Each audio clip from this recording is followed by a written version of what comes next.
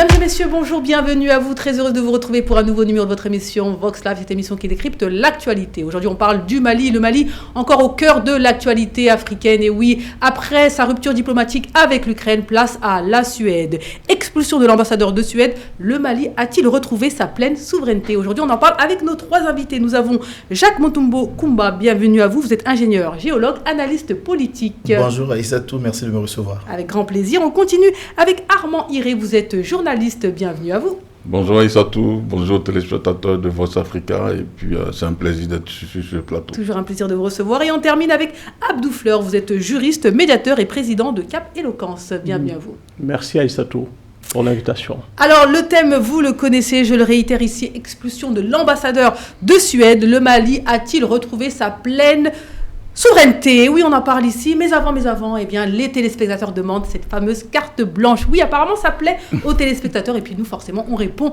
aux attentes de ceux qui nous regardent. Alors, qui souhaite faire sa première carte blanche? Parlons de carte blanche. Aujourd'hui, j'ai un cri de cœur. D'accord. La première partie des Jeux Olympiques vient de s'achever. L'Afrique n'a pas vraiment glané énormément de médailles. 39 médailles. 39 médailles. Je suis près de 60 de la part des Français et près de 120. En tout cas, l'Afrique n'a pas glané énormément de médailles. Mais je voulais surtout parler d'un pays qui est la Côte d'Ivoire. C'est vrai que je suis originaire de ce pays, mais j'ai regardé ce qui s'est passé aux Jeux Olympiques. Il y avait énormément d'officiels, très peu d'athlètes, une dizaine d'athlètes, je suis près de...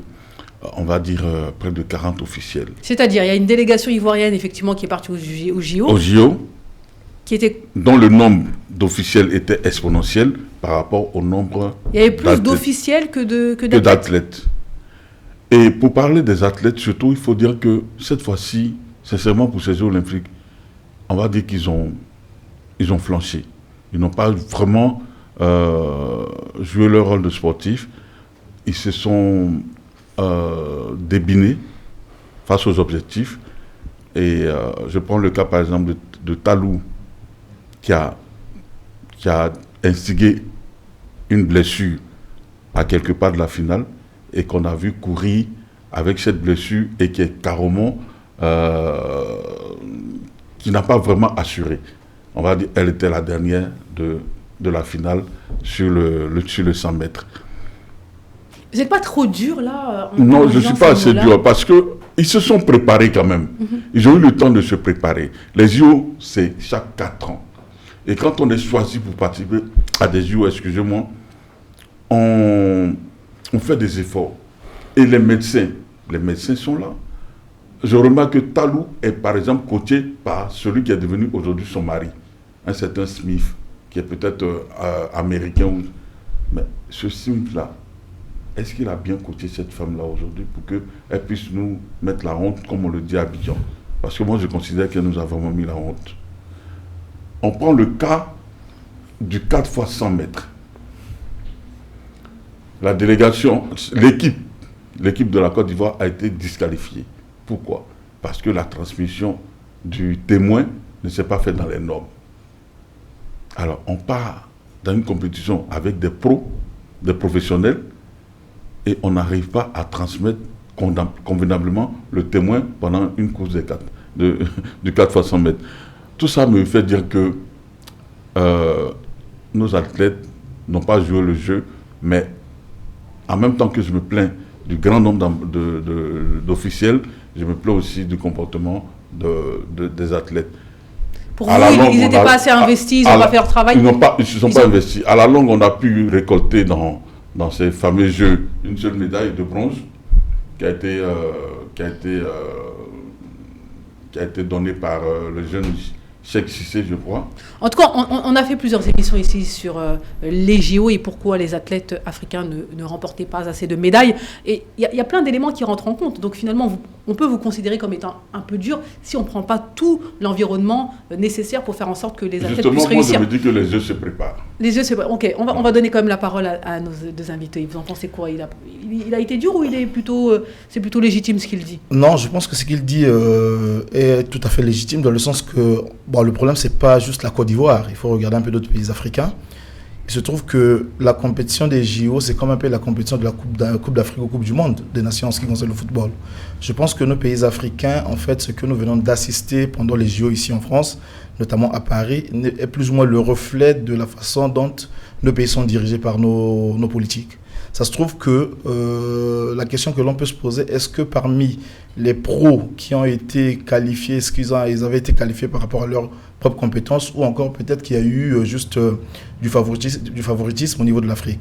Nous savons très bien que déjà la gestion de nos pays ne marche pas très bien, et que souvent en Afrique, que ce soit du côté sportif, mais aussi sur plusieurs domaines, il y a souvent cette espèce de pouvoir recommander des gens par rapport à la proximité qu'on peut avoir la personne X. Donc je me dis que dorénavant, pour s'attendre à des résultats un peu plus bons, il va falloir que nous nous organisions un peu différemment. C'est-à-dire qu'il faut mettre le paquet, c'est une question aussi de budget.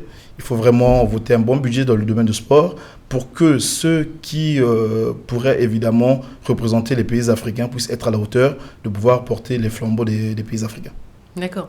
Alors, comme il disait tout à l'heure, je m'adresse à vous, M. Abdoufleur, comme quoi les délégations sont composées à la fois d'officiels et à la fois d'athlètes. En principe, bon, je ne sais pas, après je ne connais pas forcément les règles, mais il dit qu'il y avait plus d'officiels que d'athlètes. Et monsieur dit comme quoi, finalement, le système méritocratique ne fonctionne pas assez bien sur le continent africain. Donc, on prend des gens, des athlètes qui sont censés représenter le pays et gagner des médailles. On préfère prendre un ami de la famille, un cousin, un neveu, une nièce. Donc, c'est ce qu'ils disent ici sur le plateau. Je ne dirais pas ça personnellement. Il a son point de vue là. Voilà, c'est pour ça que on va laisser Abdoufleur sans pouvoir confirmer ceci, en tout cas, je suis d'accord sur une partie de ce qu'il a dit. La semaine dernière, on avait justement une émission sur le fait que nous sommes toujours à la traînée quand il s'agit de médailles. Et à ce niveau, je pense que tous les pays africains, sans exception, doivent davantage investir sur le sport et surtout être conscients que les JO, c'est quelque chose de très, très important et ça participe aussi à l'image, à redorer l'image du pays. Donc à ce niveau, je pense que tout a été dit par rapport à ça. Il est temps que les pays en soient conscients. Les JO, c'est pas seulement... Enfin, je veux dire, les JO, c'est pas du tourisme, c'est du sport. Et on vient pour gagner des médailles. Oui. Donc il y a des objectifs à atteindre. Et quand on flanche comme la Côte d'Ivoire a flanché, il est normal qu'on le relève ici sur le plateau. En tout cas, les athlètes vous ont certainement entendu aujourd'hui. Le message est passé. On espère que vous allez pouvoir les rencontrer et leur dire ce que vous avez à leur dire en face. Allez, mesdames et messieurs, on reprend le thème du jour, expulsion de l'ambassadeur de Suède. Le Mali a-t-il retrouvé sa pleine souveraineté? Donc, on va commencer d'abord par forcément un résumé de la situation. On rappelle, 25 juillet, effectivement. Donc, il y a eu une embuscade. Qui est capable ici de me faire un peu le résumé? On le fait ensemble. L'embuscade à Tinzaouaten, exactement. D'accord. Ça a entraîné pas mal de chamboulements au niveau de la diplomatie et même des relations du Mali avec les autres États. Exactement. On en a parlé ici sur le plateau. Et c'est les ramifications qui continuent. Je vous avais dit, il fallait laisser le temps faire. Vous avez donné au maximum 3 jours. Et depuis, ça se passe, il y a des ramifications, il y a des prises de position. Et les choses s'enchaînent. Donc 30 juillet, il y a le Mali riposte tenu par le Burkina Faso. Après, il y a les attaques d'Andriy Yuzov, donc porte-parole du renseignement militaire ukrainien, qui affirme que l'Ukraine avait fourni les informations aux rebelles Touaregs, ce qui aurait contribué à leur succès contre les forces armées maliennes et ses alliés russes. Ce n'est pas fini. L'ambassadeur ukrainien au Sénégal, bien sûr, a été convoqué par le ministère du Sénégal et de l'intégration africaine le 2 août, suite à une vidéo de propagande publiée sur sa page Facebook de l'ambassade ukrainienne, laquelle soutenait explicitement l'attaque contre les forces maliennes. Et donc, c'est pour ces raisons-là que le Mali décide de rompre toute relation diplomatique avec l'Ukraine sur la base, donc encore une fois, de ces informations, à savoir Facebook et la prise de parole donc, du porte-parole des renseignements généraux. Ensuite, c'est la vidéo du porte-parole des renseignements généraux qui a été publiée par l'ambassadeur. Sur la page Facebook de l'ambassadeur. C'est exactement ça, et il a réagi en disant que c'est d'autres choses à les suivre. On continue, donc suite aux propos, donc l'ambassadeur du Sénégal a bien sûr convoqué illico, donc l'ambassadeur. Le gouvernement sénégalais a rappelé l'ambassadeur sur les obligations de discrétion, de retenue et de non-ingérence. Et il a mentionné, il a insisté sur son soutien au Mali et que le terrorisme ne passera pas par le Sénégal. Et malgré donc ces propos sans équivoque, l'Ukraine réagit en disant qu'elle ne comprend pas la réaction du Mali. Pourquoi cette rupture diplomatique qui semble être hâtive, en tout cas pour l'Ukraine. Et suite à cela, une sortie de la Suède, on ne s'y attendait certainement pas, en tout cas je vais vous poser la question dans un instant, qui dit, le ministre suédois de la coopération internationale au développement et du commerce extérieur, dans un message publié sur les réseaux sociaux le 7 août 2024, annonce la suspension de l'aide au développement que la Suède fournissait au Mali, justifiant cette décision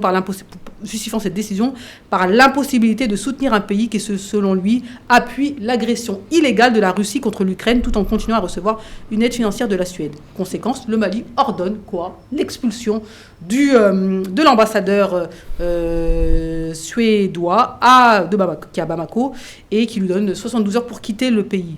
Question simple, claire, nette et précise. On a refait le résumé de la situation pour nos téléspectateurs. Tout à fait. À quoi s'attendait finalement la Suède en disant tout simplement oui, on arrête les subventions, on arrête l'aide au Mali parce que vous soutenez entre guillemets les Russes. À quoi s'attendait la Suède ? Comment pensez-vous que la Suède aurait pensé que le Mali allait réagir ? Non, de mon point de vue, je pense que la Suède, déjà, il faut comprendre que la Suède fait partie d'un pays européen. Donc déjà, dans cette déclaration-là, la Suède pensait peut-être que le Mali devrait se soumettre, d'autant plus que déjà, il y a cette aide financière-là qu'elle était en train de donner au Mali. Donc, elle pensait peut-être que le Mali devait se dresser ou encore faire la soumission ou l'allégeance par rapport à sa déclaration. Mais la Suède était très surprise du fait que le Mali ait réagi de cette façon-là. Pourquoi ? Parce qu'aujourd'hui, il faut quand même rappeler que le Mali s'inscrit dans une dynamique qui est tout à fait autre, qui est celle de la rupture. Vous voyez ? Et aujourd'hui, on ne peut pas oublier aussi que lorsque vous avez un pays comme l'Ukraine qui admet publiquement aux yeux de tout le monde qu'il agit aux côtés des terroristes pour agresser le Mali au nord du Mali, notamment sur le territoire de Tinzaouantène, et que la Suède vient appuyer cela pour être un peu du côté de l'Ukraine, je me dis qu'effectivement, la Suède vient d'avoir là une réponse qui est proportionnelle à ces déclarations, et le Mali a tout à fait bien agi, et je crois même que c'est une réponse du berger à la bergère. C'est quand même étonnant, c'est-à-dire que la Suède a vu donc, tous les communiqués, la vidéo, etc., tout le monde en parle. Donc c'est marrant qu'elle ne prenne que,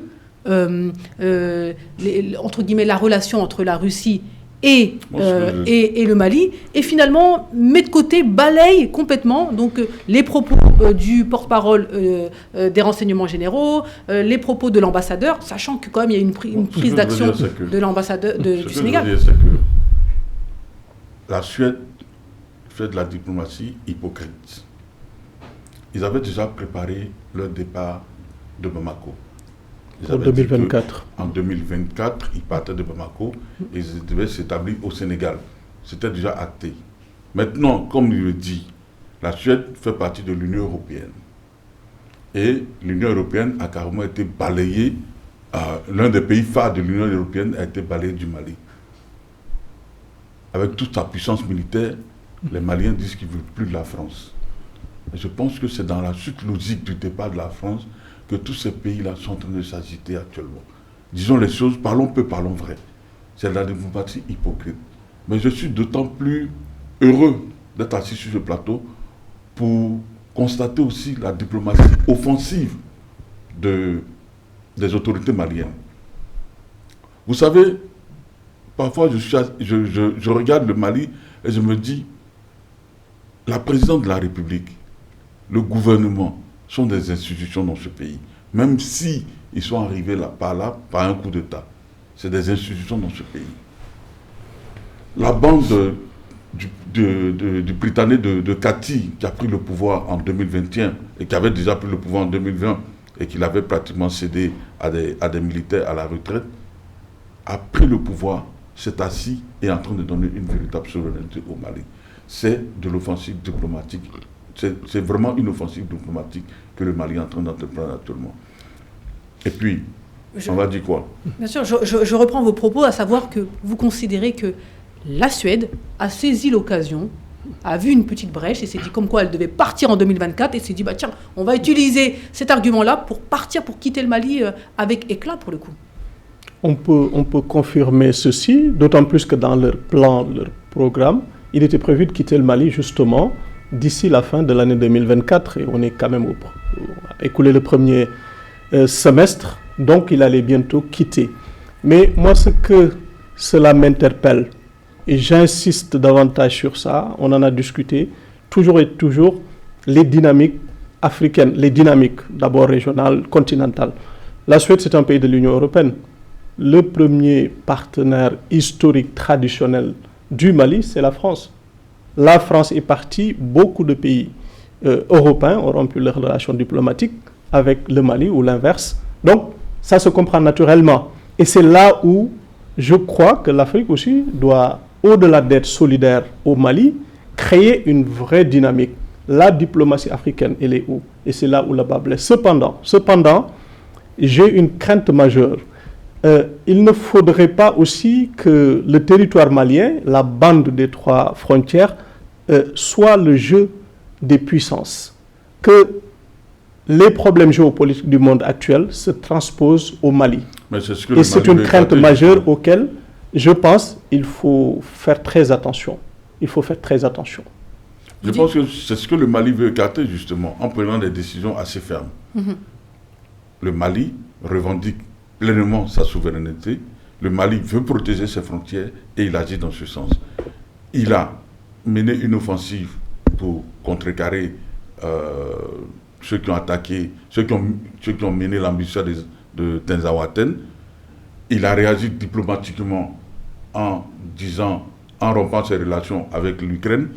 Il vient de demander à l'ambassadeur de la Suède à Bamako de plier bagage. Ça a été déjà fait depuis longtemps. Donc elle est partie de Bamako. Et puis, ils sont dans leur botte, ils sont arrêtés dans leur botte et ils continuent d'asseoir leur souveraineté. Sincèrement, il faut reconnaître que le Mali, aujourd'hui, pour moi, est en pleine souveraineté. Et je le constate par la prise de parole de leur leader. Bonne question, on parle de souveraineté diplomatique, mais la souveraineté, on parle de pleine souveraineté, en tout cas c'est le thème d'aujourd'hui, on va revenir dans un instant. Pour l'instant, on est dans la diplomatie. On est dans la diplomatie, voilà. C'est important. Il y a quand même un message fort qui est lancé par la Suède, c'est-à-dire que, en gros, par rapport à sa décision, par rapport à sa prise de parole via son ministre, on a l'impression que l'aide financière de l'extérieur est conditionnée à pas mal de choses finalement, parce que il y a un problème avec la Russie, vous soutenez pas l'Ukraine, et bien nous on s'en va. C'est quoi? C'est conditionné, l'aide extérieure pour les Africains est conditionnée à quelque chose? Mais bien sûr, c'est-à-dire que l'aide financière occidentale à l'Afrique est une aide qui a toujours été conditionnée. Parce que vous allez remarquer que depuis qu'on donne des aides, si ces aides-là n'avaient jamais été conditionnées, je pense que l'Afrique se serait déjà développée depuis très longtemps.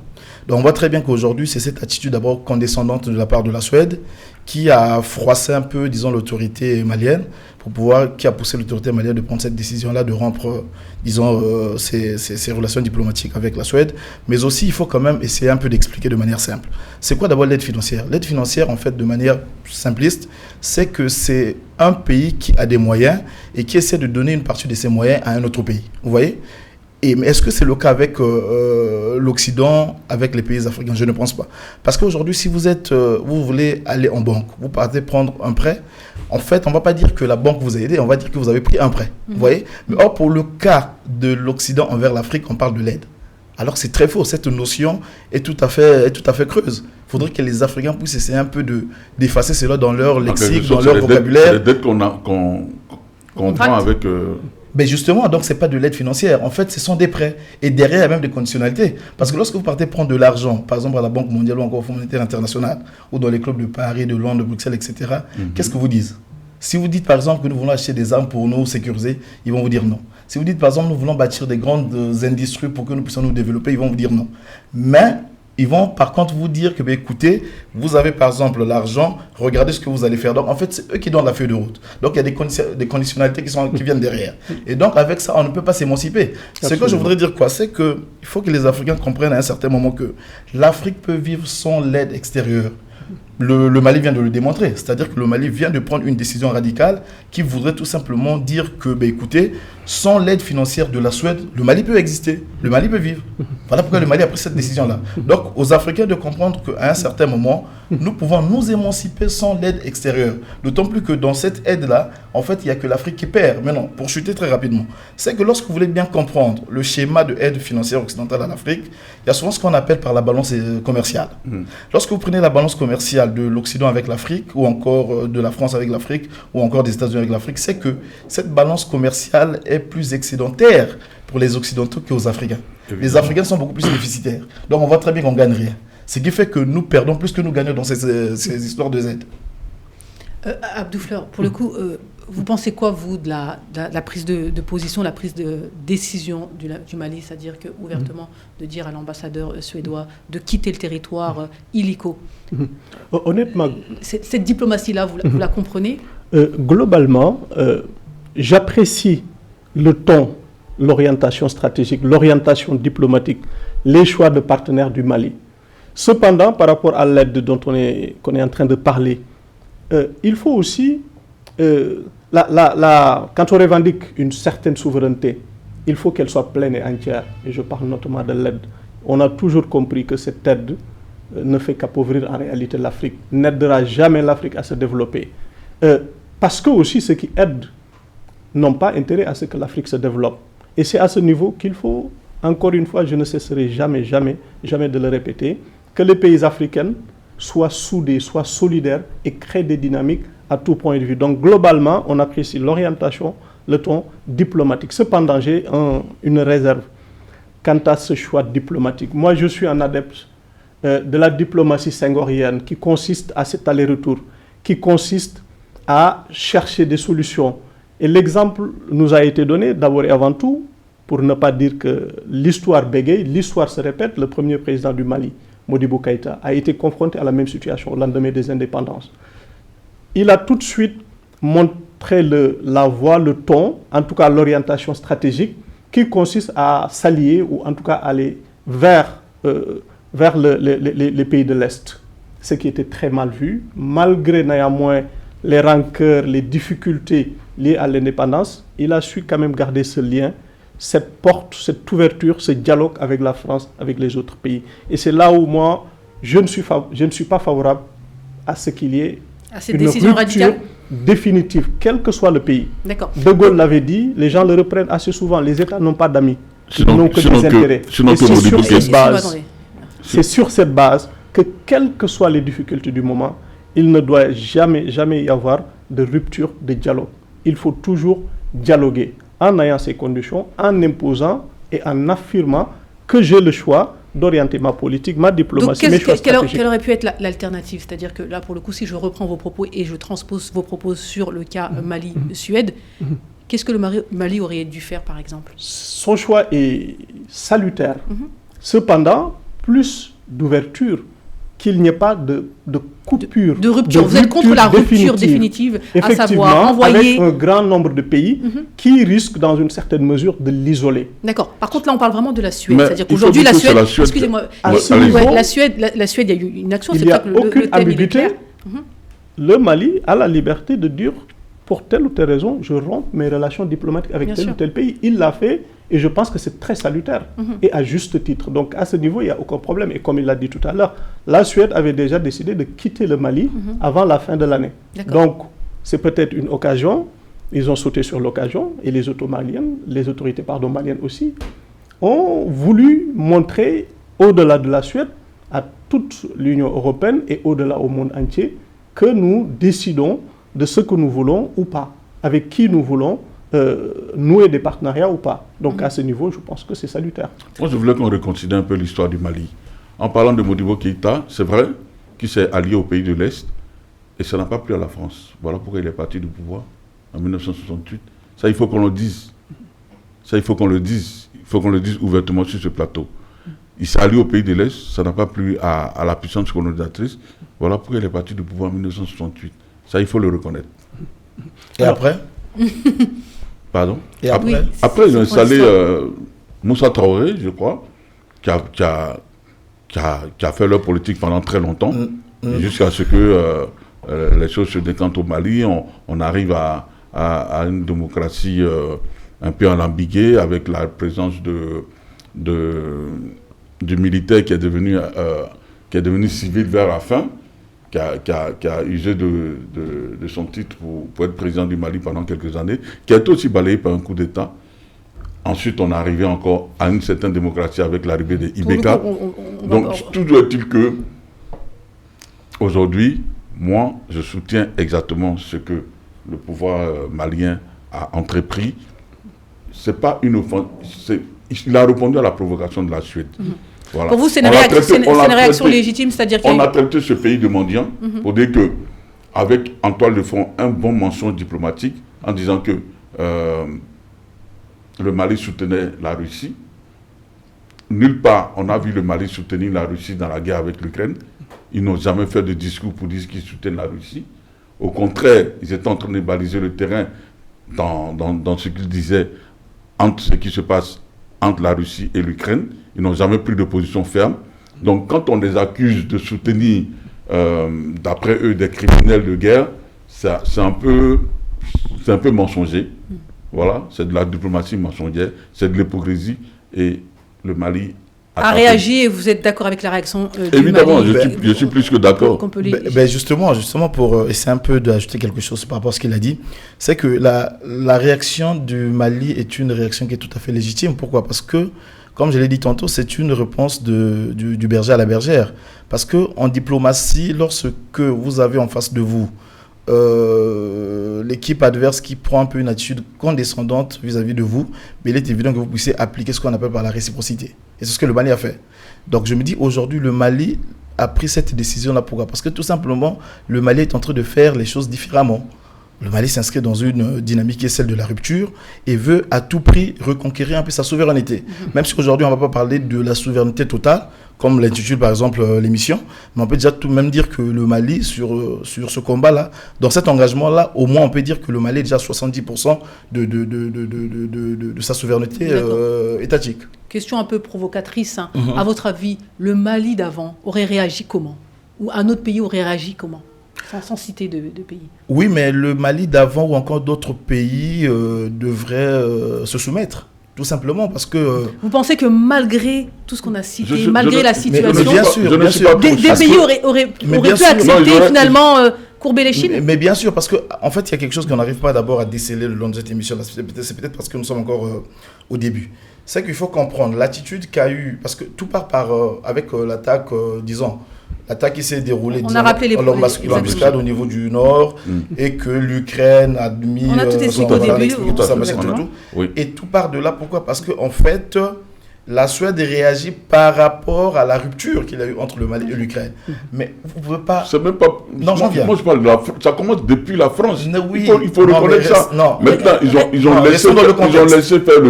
laissé faire le jeu. L'Ukraine est rentrée en ligne de compte en tant que pays provocateur, en tant que pays sous-marin, comme je l'ai dit lors du précédent débat. Et l'Ukraine a usé de tout ça. Mais il faut prendre en compte le fait que les pays européens ne sont pas contents. On est d'accord par rapport à ça, c'est-à-dire ça a déjà été dit pour le coup. On va vous laisser terminer votre... Exactement, parce que si on essaie un peu de s'interrompre, comme ça on va perdre le fil d'idée. C'est que, je disais, la Suède, en fait, ici, il faut regarder la Suède sur une autre dimension. En fait, ce n'est pas la Suède en tant que telle. C'est ce qu'on parlait même de l'Ukraine. La Suède, aujourd'hui, est considérée comme une sorte de pays satellite qui vient agir pour satisfaire les forces exogènes. Maintenant, c'est ce qu'on va essayer de décrypter le long de cette émission-là, par rapport aux questions qu'elle va nous poser. Parce que la Suède, réellement, n'a pas vraiment de grands intérêts au niveau de l'Afrique. Et pourquoi la Suède va faire une telle déclaration pour pouvoir minimiser un peu l'État malien? C'est ça le problème. Et pourquoi on écarte la France? Non, on n'écarte pas la France, mais justement, lorsque je parle des forces exogènes, je fais allusion à quoi? Je peux toutefois vous dire qu'il y a aussi... Appelons les choses par leur nom. Mais justement, par exemple, le bloc otanien. Et dans le bloc otanien, vous avez aussi la France. Vous avez les Américains. Et nous savons très bien que la Suède, il y a pas, depuis que la Suède fait partie du bloc otanien, la Suède se dresse sur la politique purement américaine. C'est ça le problème. Abdou, on va vous laisser la Malgré notre soutien pour le Mali, la ferme conviction, l'ambition que nous avons pour une diplomatie africaine au-delà malienne, dynamique, puissante, il faut aussi souvent, pour aider nos pays, analyser les situations avec beaucoup de froideur, beaucoup de lucidité. Je pense tout de suite aux conséquences économiques. Je pense tout de suite aux conséquences sur la population. Et quand on prend des mesures, quel que soit le pays, quel que soit le régime, on doit d'abord et avant tout regarder la population. On parle de gouvernement du peuple, par le peuple et pour le peuple. C'est extrêmement important. Je suis pour le principe d'une affirmation sans ambiguïté de sa souveraineté, pleine et totale. Cependant, je suis pour le dialogue. Il faut dialoguer, il faut négocier. Et c'est pourquoi je ne peux pas m'empêcher de revenir sur une question qui a été débattue largement, la sortie de ces pays de la CEDEAO. Ce n'est pas une bonne chose. L'Afrique doit s'unir pour affirmer sa puissance, sa solidarité et surtout avoir une vision politique, économique, surtout diplomatique très claire. Je reprends vos propos, Abdou Fleur. Il y a quand même quelque chose d'important que vous dites, à savoir qu'une décision ne doit pas se prendre de façon hâtive. Absolument. En prenant en compte la situation des populations. Absolument. Donc si je retranspose cela à la situation entre le Mali, par exemple, et la Suède, la Suède dit comme quoi elle accompagne, elle aide le Mali financièrement, donc à hauteur de plusieurs millions d'euros. Donc si la Suède arrête donc ce financement-là, donc la population va souffrir. Et donc cela peut en tout cas faire en sorte que les décideurs finalement fassent attention dans leur prise de décision, dans leur rupture. C'est pas spécialement ce que je veux dire, c'est pas lié à l'aide au développement, c'est pas lié vraiment à l'aide de la Suède, parce que moi je crois peu à cette aide, honnêtement, et depuis étudiant j'ai été convaincu que cette aide n'aidera jamais l'Afrique à se développer. Mais je parle surtout d'un éventuel enfermement du Mali avec des conséquences économiques drastiques, surtout sur la population. Parce qu'elle ne reçoit pas de l'aide. Parce qu'elle ne reçoit pas de l'aide. Non, il n'y a pas que l'aide. Un pays commerce avec d'autres pays. Aujourd'hui, le commerce entre la France et le Mali, elle peut se baser sur la coopération sud-sud. Mais c'est ce que sa souveraineté. Elle peut traiter avec le Sénégal, elle peut traiter avec le Niger. Mais justement, c'est pourquoi j'ai dit que je ne me lasserai jamais de dire que le seul destin de l'Afrique se trouve vraiment dans son unité. Et c'est pourquoi j'ai mentionné tout à l'heure le fait que l'AES veulent sortir de la CEDEAO. On parle de comité économique des États de l'Afrique de l'Ouest. Vous le dites si bien, c'est-à-dire que le seul avenir de l'Afrique se trouve dans l'unité. Mais on ne va pas non plus s'unir avec des gens qui idéologiquement ne sont pas d'accord avec nous. C'est ça le problème. Vous parlez tout à l'heure... Non, mais par exemple, vous faites allusion de la CEDEAO. Oui. Vous avez parlé de la CEDEAO, j'en veux bien. Mais c'est qu'on sait pertinemment ce que la CEDEAO a fait et quelles ont été les déclarations de la CEDEAO vis-à-vis des pays de l'AES lorsqu'il y a eu des coups d'État, par exemple, de ces pays-là. Il faut se battre au sein des institutions. Avec une position belliqueuse. Il faut se battre. On ne peut pas s'unir. On peut parler d'unité avec des gens qui n'ont pas la même idéologie politique que vous. Je suis désolé, mais si... Pour parler de la CEDEAO, il faut reconnaître qu'à un certain moment, la CEDEAO a mis de l'eau dans son vin. Ils auraient pu négocier avec la CEDEAO, mais comme la CEDEAO elle-même a des problèmes de gestion, on va le dire. Donc, moi je pense que l'AES, on peut expérimenter voilà. Moi, j'ai toujours... Selon vous, en tout cas, l'AES va fragmenter l'unité africaine. Absolument, et par conséquent, fragiliser nos différents pays. Et le Mali qui est aujourd'hui en proie à beaucoup de conflits. Je reviens. Non, ça c'est pas sérieux. Ce que je veux dire de manière très concrète, aujourd'hui, tous les pays africains, sans exception, surtout ceux qui sont en conflit, ont plus que jamais besoin des États africains, ont plus que jamais besoin des institutions africaines, ont plus que jamais besoin de l'Union africaine. C'est ce que je veux dire par là. Si aujourd'hui, le Mali, demain le Sénégal ou un autre jour un autre pays rompt ses relations diplomatiques avec une bonne partie des États européens, une bonne partie des États asiatiques et une bonne partie des États africains, ça les fragilise. Tout part de l'Afrique. Je termine par une question. Tu vas terminer. Je vous en prie. Mais ce que je voulais te dire, est-ce que c'est aujourd'hui que la guerre a commencé au Mali? Pas du tout. Pas du tout. La CEDEAO était où? Ma seule mais je l'ai fait remarquer tout à l'heure, je n'ai pas eu de réponse. Les cadres de la CEDEAO étaient où?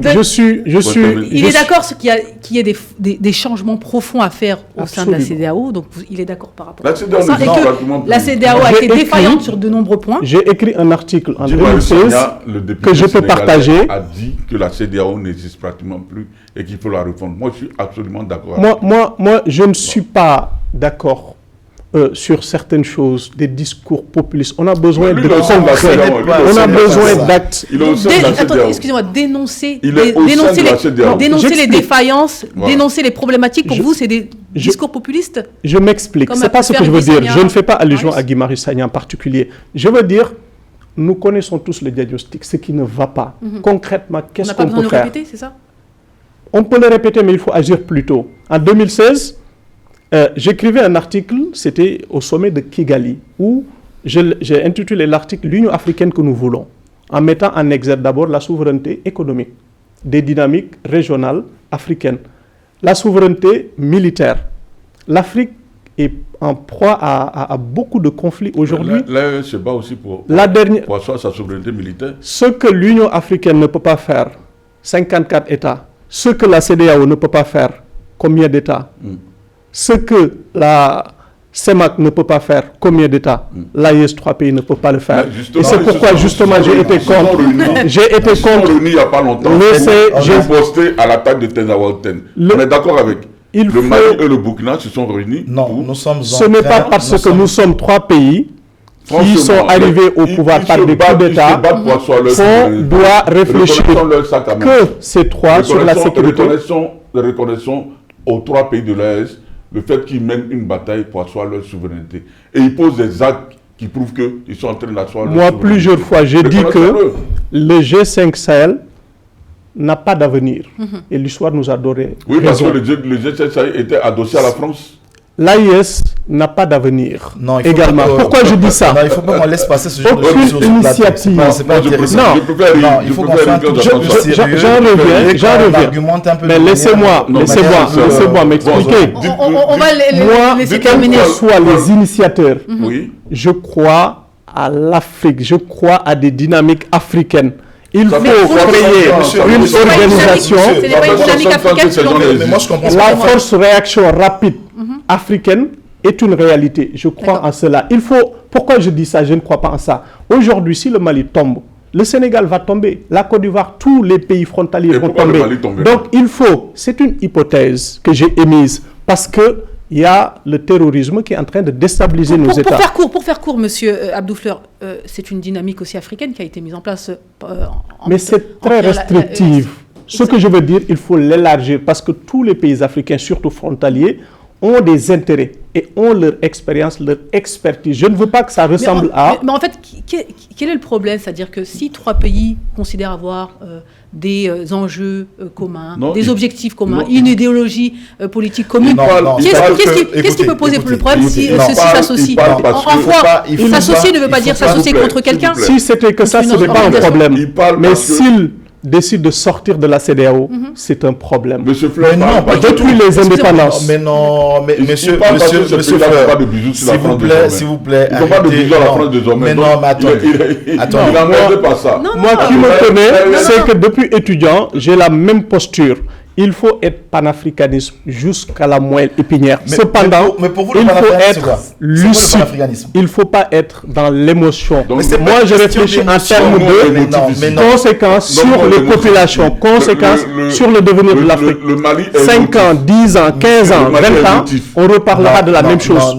Il faut partir sur des dynamiques régionales, sous-régionales, africaines. C'est ça le salut de l'Afrique. Oui, mais monsieur Abdou Fleur, pour revenir, excusez-moi, il y a un constat qui a été effectué, que tout le monde ici, on est tous d'accord sur ce constat-là, concernant les défaillances de la CEDEAO, les problématiques, les manquements de la CEDEAO, ça même la CEDEAO. C'est pas nous qui le disons. La CEDEAO reconnaît même ces défaillances. Donc, si Un aujourd'hui... député ne vaut pas plus que vous, Oui, plus bien que sûr. moi. Mais il si- a juste la possibilité d'être dans une place. Il est élu, il a été choisi par son peuple. Oui, Je parle peu en termes importe. d'idées, en termes de Mais vision, en termes de réflexion. En quoi Je parle. pouvons-nous pointer du doigt des pays qui décident de s'organiser pour mieux faire? Vous pensez, pour vous, la chose qu'il fallait faire, déjà- c'était de rester à l'intérieur et de changer le système de Absolument, l'intérieur? absolument, Même si ça, absolument. ça Écoutez, a déjà été justement, fait. le C'est ce député- que nous avons, le député malheureusement. se C'est pas parle. parce Non, que non, non, dans ma non, maison, non, ça non, ne va non, pas, non, que je vais non. claquer la porte. Je Non. pense que... Et je beaucoup pense- de ces pays sont des membres fondateurs de la CEDEAO. Il faut se battre, Mais il ce faut n'est réformer pas ça la question. nos institutions. Il faut leur donner Non. une autonomie. Non, C'est ça la solution. non, je crois Toute que- autre tentative, Non. Il faut Pour moi, leur n'a donner pas une d'avenir. autonomie Non. au niveau de la CEDEAO. Je c'est crois ça. que- Vous non, Allez-y parlez. rapidement, on va faire Comment une courte pause. Vous leur donnez il faut leur donner une autorité au niveau de la CEDEAO, c'est de ça que vous parlez? qui donne cette autorité? Non, vous avez parlé d'autonomie. Oui. À quel Autonomie niveau? financière d'abord, et je l'ai dit dans cet article dont je parlais depuis 2016, Oui. comment Et qui- on peut et qui- concevoir et qui une va donner Union cette africaine autonomie? qui est financée à hauteur de 75 voire 80% par des bailleurs extérieurs? Mais monsieur, Oui, mais donc, vous pouvez comprendre que les gens puissent sortir non, de mais ça. Non, mais non, il faut qu'on soit un tout petit sérieux. Vous avez parlé de l'Union africaine qui est financée par L'extérieur. par l'extérieur. Mais la CEDEAO. Mais c'est... À hauteur de On parle 15%. de la même chose, j'ai dit. Mais si vous ce parlez de qu'il la ne même faut chose, pas donc ça faire. veut dire quoi? Ça veut dire que la CEDEAO est une structure surrégionale qui n'est pas autonome. Non, c'est Alors pas ça ça. n'arrange pas les Africains pour qu'ils se Ça fait unissent. combien d'années Donc, c'est ils seraient fait? La plus CEDEAO, que c'est les qui? Africains. Ça C'est fait les pas États la africains. CEDEAO et qu'ils aillent chercher à construire une nouvelle dynamique. C'est quoi la C'est- CEDEAO? Ce que Mais je veux dire. la CEDEAO, c'est quoi? Mais c'est une... C'est les pays de l'Afrique de l'Ouest. L'Union Oui. africaine, c'est les 54 pays africains. Mais les monsieur, problématiques- monsieur, mais Les États écoutez, d'Afrique de l'Ouest. que ça Oui. soit l'Union La africaine... économie. Oui, Excusez-moi. oui. Et qui fait beaucoup plus de Non, politique oui, au niveau même de place. l'économie. Il faut le reconnaître. Ce que je veux dire, Il fait beaucoup plus quelles d'économie, que soient il fait beaucoup leurs plus de difficultés, politique quelles d'économie. que soient leurs imperfections, nous n'avons que ça Ça et il fait- faut les réformer. Excusez-moi, Il faut se battre. Non, mais... Excusez-moi. Mais Qu'est-ce non. qu'il faut Excusez- faire? Mais non, Qu'est-ce qu'il faut faire? Qu'est-ce qu'il faut faire à ce On ne Il niveau? faut s'entend dire- plus, les il messieurs, faut- s'il vous plaît. Il faut dire ceci, c'est que votre parole n'est pas une parole d'évangile. Les gens de l'autre côté ont compris que lorsqu'ils étaient dans la CEDEAO, les choses ne fonctionnaient pas bien. Pourquoi? Parce qu'il y a eu un certain nombre d'actions Ils ont que été la CEDEAO... bravoureux par la Mais CEDEAO. justement, Voilà. lorsque vous avez un Mais président- Jacques, Oui. ainsi que Armand, Oui. il n'est pas le seul à penser comme ça. C'est-à-dire qu'aujourd'hui... Mais justement, voilà pourquoi nous sommes ici pour débattre. Exactement. Non, moi je suis Donc, en train de les vouloir ar- argumenter. Exactement. Avec les faits. Lorsque les présidents de l'AES, le Mali, le Burkina Faso et le Niger ont Donc, été je suis pas destitués, forcément partisan, mais la moi. CEDEAO a failli envoyer les gens dans leur pays pour mener la guerre. Tout Et à ça, fait. on le sait tous. Donc, on Je peut pas reviens. démentir cela. Ça sont les faits. De deux, Monsieur. la CEDEAO, aujourd'hui, le Mali est attaqué au nord du pays. Quel a été le communiqué de la CEDEAO? Un communiqué creux qui n'a même pas nommé les assaillants. On l'a répété, Là, on l'a voilà, répété voilà, depuis à le tous début. Et les donc, vous voulez problèmes que du les monde. Africains Voilà, restent dans l'Union une structure africaine, comme ça? Tout ceci pour Mais soyez un peu exprimer- sérieux. Non, tout mais- ceci pour exprimer mais je pense que qu'on- la CEDEAO est défaillante. Mais ça, on le sait, on l'a dit. Mais On elle l'a n'est dit, même pas il le dit. défaillante. C'est-à-dire que moi, je veux passer... Depuis Non, elle n'est même pas défaillante. Moi, je veux passer par le dos de la cuillère. C'est-à-dire que la CEDEAO mérite d'être N'existe plus. dissoute. Voilà. C'est une structure qu'on doit dissoudre absolument. Oui, Donc, absolument. vous parlez de dissolution, il Aujourd'hui. parle de refonte. C'est Vous parlez de votre dissolution, il justement. parle de refonte. Non, non, moi, je ne parle même pas de refonte. Je Oui, parle non, de la dissolution. vous parlez de dissolution, Moi, il je parle de parle refonte. refonte. Moi, Il je parle de parle de refonte. répondre en profondeur. Mais c'est ce que je suis en train de Il faut dire. qu'il Vous dites la même chose. Maintenant, Est-ce non, que je peux le problème, le c'est quoi? préciser? Le problème, lui, il pense que Est-ce qu'on peut l'AES s'écouter? ne doit pas exister. Mais justement, c'est parce que la CEDEAO n'est pas refondue que ces gens-là ont essayé Je d'aller n'ai pas voir dit que ailleurs. l'AES ne doit pas exister. J'ai dit aucune initiative en dehors de l'Afrique prise dans sa globalité, des dynamiques sous-régionales, n'ont pas d'avenir. C'est ce que j'ai dit. Est-ce Je donne qu'au l'exemple sein du de G5 l'AES, Sahel. est-ce J'ai qu'au dit, sein de l'AES, moi il je ne suis collabore pas avec les autres pays fidèle. africains? Je suis Est-ce fidèle. qu'au sein de l'AES, il ne collabore Mais, pas avec mais, les autres mais il pays parle du africains? geste. Mais on Au sera moment où on éternellement parle- fragile au moment où on parle en Ousmane voulant Sonko, nous s'il organiser vous plaît, à deux, s'il vous à plaît. trois, en fonction des S'il vous plaît, intérêts monsieur du Fleur, moment. au moment où nous parlons, monsieur Ousmane Sonko est à Bamako. On a parlé de diplomatie ici tout à l'heure. On a dit que le Sénégal avait tapé sur les mains de l'ambassadeur ukrainien. Et qu'il fallait, les panafricanistes ont tapé sur la table en disant qu'il fallait que le Sénégal expulse l'ambassadeur ukrainien. Mais au vu de tout cela, Bassirou Diomaye Faye a envoyé son premier ministre Ousmane Sonko à Bamako pour expliquer son point de vue aux dirigeants de Bamako. Ils se sont entendus. C'est cela qu'on appelle la diplomatie qui porte dans nos États. Mais c'est à ce Une coopération sud-sud pour arriver à un résultat où tout le monde ne s'attendaient pas. Armand Héré, donc vous pensez que le Premier ministre Sonko est parti au Mali pour créer des relations avec l'AES ou plutôt pour ramener les pays de l'AES au sein de la CEDEAO? Des relations avec l'AES pour s'expliquer. Non, mesdames et messieurs, vous êtes sur Vox Live, on va faire une courte pause et puis on revient. Mesdames et messieurs, de retour sur le plateau de Vox Live, ici on débat, expulsion de l'ambassadeur de Suède. Le Mali a-t-il retrouvé sa pleine souveraineté? Alors pour les dernières minutes, on va se focaliser sur cette question-là. Alors rapidement, le Mali, souveraineté. D'abord, c'est quoi la souveraineté d'un pays? La souveraineté d'un pays, c'est le fait que le pays puisse prendre des décisions sur tous les plans sans en référer à un autre État. Un État souverain, c'est un État qui est responsable, qui prend ses décisions sans s'en référer à un autre État. Parce que dans ce cas, ça devient carrément de la colonisation. Un pays souverain, c'est un État libre. Voilà. Ben justement, c'est-à-dire qu'un État souverain est un État qui décide de son propre chef. C'est un État qui effectivement ne prend pas les injonctions venant de l'extérieur. C'est un État qui décide d'abord pour son peuple et qui essaie un peu de garder un peu l'intégrité territoriale de son pays. Et pour le cas de l'Afrique, par exemple, moi, je parle de la souveraineté. C'est lorsqu'il y a 4 éléments qui sont vérifiés. Le premier, c'est par exemple lorsque sur votre sol, vous n'avez plus la présence des bases militaires étrangères. Et le deuxième élément, c'est la suppression de la monnaie franc CFA, par exemple, pour les pays qui utilisent le franc CFA. Et le troisième point... Donc pour vous, un pays ne pourra pas être souverain pas du avec tout. Le franc CFA? Mais bien sûr, mais ouais, j'explique pourquoi. Parce que le franc CFA est une sous-monnaie. C'est une monnaie qui freine le développement de l'Afrique. Donc, ça ne peut pas permettre à l'Afrique de se développer. Une monnaie qui n'existe même pas. Qui n'existe même pas. C'est une monnaie naziste. Pour le coup, ça répond à la question. Le Mali n'est pas un pays en pleine souveraineté. Non, j'en viens, puisque je l'ai même dit dans mes propos pendant l'introduction, c'est que j'ai même parlé, j'ai dit, actuellement, on peut parler de la totale souveraineté du Mali. Ça, il faut être honnête, mais on peut parler déjà à 70%. Pourquoi? Parce qu'on voit très bien, par rapport aux éléments que je venais de faire mention, j'ai parlé de le départ des bases militaires sur le sol du pays. Le Mali vient de faire. Et lorsqu'on parle de la suppression monétaire, le Mali n'en est pas encore là. Et donc, on voit très bien que le Mali dépend encore de cette monnaie-là. Mais par contre, la liberté de choix au niveau des partenaires, le Mali arrive à le faire. Aujourd'hui, le Mali est en train de faire son choix comme il le veut avec la Russie. Et le Mali peut rompre les coopérations diplomatiques avec n'importe quel pays. Il en a montré avec l'Ukraine et aussi avec la Suède. Ça, c'est le troisième point. Et le quatrième point, c'est le choix des dirigeants. Il faudrait que les pays africains soient à la hauteur, soient capables de choisir leurs propres dirigeants. Donc la souveraineté d'un pays, de manière succincte, c'est que premièrement, lorsque le pays n'a plus sur son sol les bases militaires étrangères. Deuxièmement, c'est lorsque le pays n'utilise plus une monnaie étrangère, comme c'est le cas par exemple des pays de la CEDEAO qui utilisent encore le franc CFA. Voilà, qui utilisent le franc CFA. Et le troisième élément, c'est lorsque vous avez la liberté de choisir vos propres partenaires. Et le quatrième élément, pour moi, c'est lorsque vous êtes aussi capable de choisir vos dirigeants au lieu qu'on vous impose les dirigeants. Comme donc vous l'avez dit, le Mali est à 70%. Donc oui, de sa souveraineté, ouais.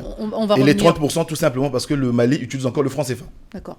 Donc, sans le franc CFA, je dirais que elle atteint les 100%. Les 100%, ouais. Vous êtes clair sur ça? Oui, je suis clair. Très bien. On continue avec vous, monsieur Abdou Fleur. Donc, la souveraineté, c'est ça? Est-ce que vous êtes d'accord avec sa définition? Je suis tout à fait d'accord. Classiquement, en droit international, on parle de territoire, on parle de population. Un territoire délimité? Absolument. Surtout, exercer sa pleine souveraineté sur l'ensemble de son territoire, c'est extrêmement important.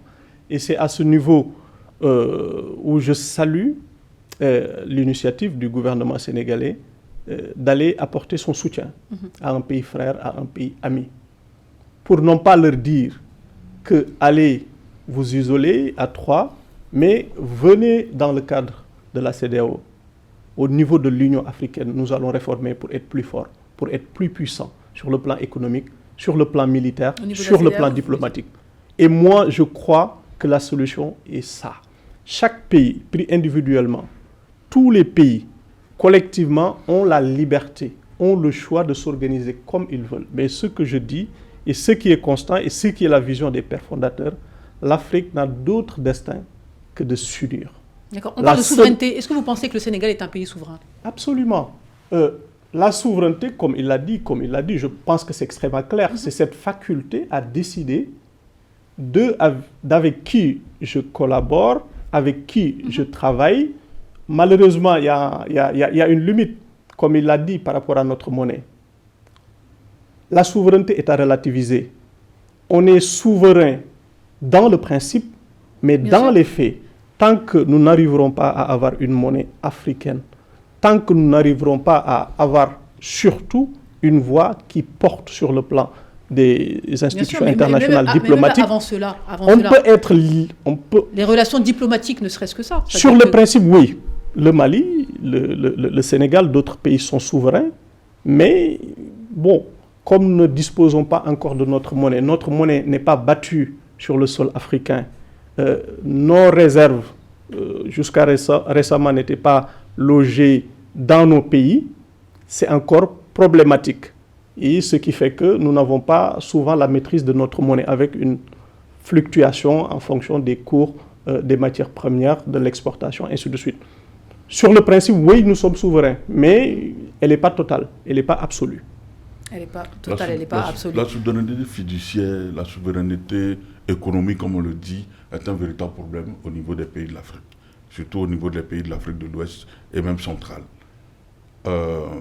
Mais il y a quand même une certaine volonté de retrouver cette souveraineté-là. Maintenant, sur le plan diplomatique, le Mali est souverain. Sur le plan politique, le Mali est souverain. Est-ce qu'il y a beaucoup de pays qui sont dans cette posture-là? C'est-à-dire que, par exemple, quand on regarde les pays d'Afrique de l'Ouest, les pays de la CEDEAO, est-ce qu'il y a beaucoup de pays qui sont, à savoir une souveraineté diplomatique, une souveraineté, donc avoir son destin en main, choisir avec qui converser, avec qui travailler, avec qui collaborer? Est-ce que finalement, quand on regarde clairement les choses... Il n'y a pas énormément. Il faut qu'on dise un truc. Je vais répondre à sa question. Oui, la posture qu'incarnent aujourd'hui les pays de l'AES, c'est une posture que beaucoup de pays en Afrique n'ont pas. Pense savoir, on doit font pense savoir, mais pour le moment, ils n'ont pas encore. Pourquoi? Parce que vous allez remarquer qu'en Afrique, il n'y a que deux voies. Si on veut sauver l'Afrique, il faut que les Africains puissent s'inscrire dans une dynamique panafricaniste pour mettre fin à la soumission vis-à-vis... Mettre fin aux bases militaires. Voilà, vis-à-vis à l'impérialisme occidental, etc. Maintenant, si on veut s'inscrire dans une dynamique qui voudrait qu'on soit toujours dominé par des forces extérieures, ben, à ce moment-là, il n'y aura jamais de... Il faut faire de la diplomatie. Et moi, je pense qu'aujourd'hui... Comme certains le préconisent ici sur le plateau. Moi, je pense qu'aujourd'hui, les pays de l'AES sont dans une dynamique de rupture. C'est une dynamique panafricaniste qui voudrait que l'Afrique puisse lutter contre les prédateurs extérieurs pour pouvoir être souverain. Ces pays surtout souligner, avant de vous laisser prendre la parole, ce que je voudrais surtout souligner, c'est cette capacité diplomatique qu'a eu le Sénégal de pouvoir taper sur les bras de l'ambassadeur et aller plaider sa cause auprès de l'État malien. Ça n'a pas été le cas, par exemple, au niveau de la Côte d'Ivoire. Ibrahim Traoré a invectivé le pouvoir ivoirien. On l'a carrément traité de rebelle, jusqu'à s'en prendre à un opposant qui avait été invité par une ONG burkinabé pour aller prendre un prix appartenant à un ex-président ivoirien. Donc dans ce cas-là, il y a beaucoup de choses à dire sur le fait qu'il y a très peu de pays qui sont concernés par la souveraineté au niveau de l'Afrique. Alors, c'est parce que ces régimes sont des régimes militaires qu'il y a trop de bruit. Je donne l'exemple de l'ancien président du Sénégal, Abdoulaye Wade. On se souvient de sa fameuse réunion devant les pays de l'Union européenne où il disait « Je n'ai pas de temps à perdre. Je pensais que je suis venu ici pour que vous nous dites qu'est-ce que vous pensez de la situation. Il y a mon peuple qui m'attend. Ils sont encore en train de serrer la ceinture. Et même qu'ils me diront, c'est ça? Justement, et je précise davantage mon point de vue. Abdoulaye Wade, quand il est arrivé au pouvoir, notre partenaire stratégique privilégié, c'était la France. Abdoulaye Wade s'est retourné vers les pays du Golfe, ça tout le monde le sait. Macky Sall, quand il est arrivé, au-delà de ces pays du Golfe, il s'est tourné vers la Turquie, vers d'autres pays. Aujourd'hui, tu vas au Sénégal, le TER, le BRT, les grandes infrastructures, l'aéroport, sont tous construits par d'autres pays. Juste pour dire que Au niveau des relations diplomatiques, au niveau des relations, des collaborations. Absolument, absolument. Le Sénégal choisit librement ses partenaires. Oui, non, c'est faux. C'est faux, c'est vrai. Ça ne passe pas. Ça dit contrairement à ce qu'on nous présente, il faut qu'on se dise la vérité. Depuis Léopold Sédar Senghor jusqu'à au moins Macky Sall, parce que ceux-là aussi, mais justement, vous avez parlé, laissez-moi aussi quand même parler, parce que le débat lorsqu'il est contradictoire, sinon ce n'est plus un débat. Absolument. Vous avez eu le temps de parler, ayons quand même la patience. C'est-à-dire le Sénégal, contrairement à ce qu'on a toujours dit, contrairement à ce qu'on a toujours fait avaler comme pilule, c'est que depuis Léopold Sédar Senghor, à l'orée des indépendances, jusqu'à Macky Sall, j'épargne un peu les deux là, Ousmane Sonko et Diomaye, c'est-à-dire de l'indépendance jusqu'à Macky Sall, c'est un système France-africain qui a accepté des alternances. On est dans le système France-africain. C'est-à-dire on déshabille Saint-Paul pour habiller Saint-Pierre. Donc en fait, tous les présidents ont fait l'allégeance à la France. Il n'y a jamais eu de rupture. Un additif. Et ils n'ont jamais décidé de leur choix. Un additif. C'est absolument faux. On est sur Vox Africa. Juste un additif. Je vais vous dire pourquoi est-ce que le Sénégal n'a jamais été d'ailleurs un pays démocratique, contrairement à ce que les gens disent. Est-ce que vous savez que lorsqu'on parle de démocratie, il n'y a que deux principes fondamentaux. C'est-à-dire que le premier principe, c'est que il y a ce qu'on appelle l'isonomia. Les hommes sont tous égaux devant la loi. Et l'isogoria, c'est lorsque nous avons tous la liberté d'expression. Sous Léopold Sédar Senghor, Senghor a mis en prison, il y avait un écrivain qu'on appelait Oumar Blondin Diop, dans les années 70. Un écrivain de haut niveau qui est mort dans les prisons à Dakar. Il a mis aussi en prison Mamadouba. Senghor a mené la vie dure à Cheikh Anta Diop. On peut parler de démocratie. Après, la démocratie peut être relative. C'est-à-dire une démocratie au monde n'est pas faite. Mais justement, donc ne parlons pas de démocratie. Ce que je voulais souligner surtout, s'il vous plaît, démocratique. S'il vous plaît, madame Aïssatou, ce que je voulais surtout souligner. Je ne peux pas me permettre. Il faut dire que le Sénégal était tellement impliqué dans la France que jusqu'à présent, il y a des conseils de ministres conjoints entre le Sénégal et la France. C'est archi faux. Vous êtes au courant? C'est vrai. Vous êtes au courant? Il y a des conseils de ministres conjoints. Il y a des conseils de ministres conjoints. Une réunion de travail. Ah, d'accord. Quand on déplace tout le gouvernement de Dakar à l'Élysée, c'est des réunions de travail. Ok, prenons ça comme ça. Non, mais dans le cadre des relations bilatérales, je ne vais pas revenir sur cette question. C'est des réunions institutionnalisées. C'est un conseil de ministres qui a lieu tous les ans. Les téléspectateurs peuvent apprécier si le Sénégal est une démocratie ou pas. En tout cas, moi, je ne sais pas si Ousmane Sonko et Diomaye Faye vont continuer ça. Il n'a jamais été une démocratie. C'est un leurre de démocratie. Deuxièmement, c'est extraordinaire ce qui s'est passé. Sénégalaises. Et c'est quasiment inédit en Afrique. C'est un pays indépendant, c'est un peu compliqué. Retoque un président de la République une fois, deux fois. Pour la première fois dans l'histoire politique du Sénégal, un président ne se représente pas et organise les élections. C'est un principe qui est acté définitivement. Si on ne peut pas enlever cela. Mais est-ce que être démocratiquement élu veut dire que vous êtes là pour faire les intérêts du pays? Dire que telle personne, tel président a emprisonné telle personne, en parlant de Blondin et de Senghor, ne fait pas de ça du Sénégal un pays démocratique. Je suis désolé. Monsieur Fleur, vous parlez de séance de travail, vous parlez de séance de travail entre deux gouvernements qui est devenu une institution entre ces deux pays. On est d'accord? On va aller vérifier tout ça. On est d'accord. C'est pas le thème. C'est pas le thème du jour, s'il vous plaît, mesdames et messieurs. Nous sommes au terme de cette émission. Désolé. Là, on diverge. Le Mali, on parle du Mali, notamment de sa pleine souveraineté. En tout cas, on a tenté d'y répondre ici sur le plateau de Vox Live avec nos trois invités ici présents. Merci beaucoup. Et quoi qu'il en soit, on revient très bientôt pour continuer à discuter sur le cas Sénégal, sur le cas Mali, sur l'Afrique dans son intégralité. Merci à tous. Rendez-vous demain pour un nouveau numéro de votre émission Vox Live. Bye bye.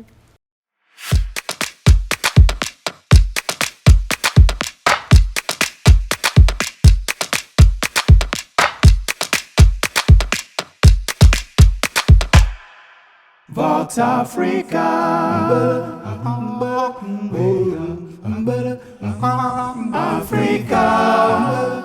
Vox Live, votre nouveau rendez-vous. Retrouvez-moi tous les soirs du lundi au vendredi à 18h30 GMT pour parler d'actualité africaine. Vox Africa.